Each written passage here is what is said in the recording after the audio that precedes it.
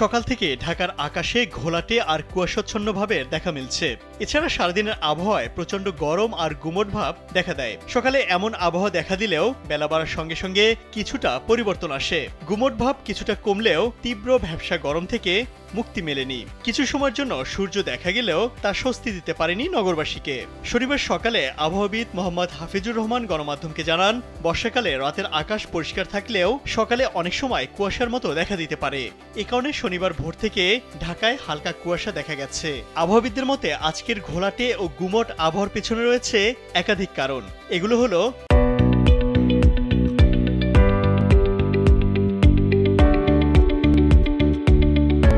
সকালে আকাশে নিচু স্তরের মেঘ জমায় আকাশ ঘোলাটে ও স্যাঁতস্যাঁতে দেখায়। এছাড়া বাতাসে দূষণের মাত্রা বেশি থাকায় আকাশ স্বচ্ছ না হয়ে ধোঁয়াটে হয়ে যায়। পাশাপাশি বাতাসে জলীয় বাষ্পের পরিমাণ বেশি থাকায় গুমোট ও অস্বস্তিকর পরিবেশ তৈরি হয়। হাফিজুর রহমান আরও জানান, এখন মৌসুমী বায়ুর ক্রান্তিকাল চলছে।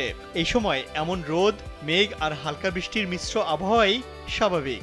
তবে আজকের ঘোলাটে আবহাওয়ায় বায়ু দূষণের প্রভাব স্পষ্ট।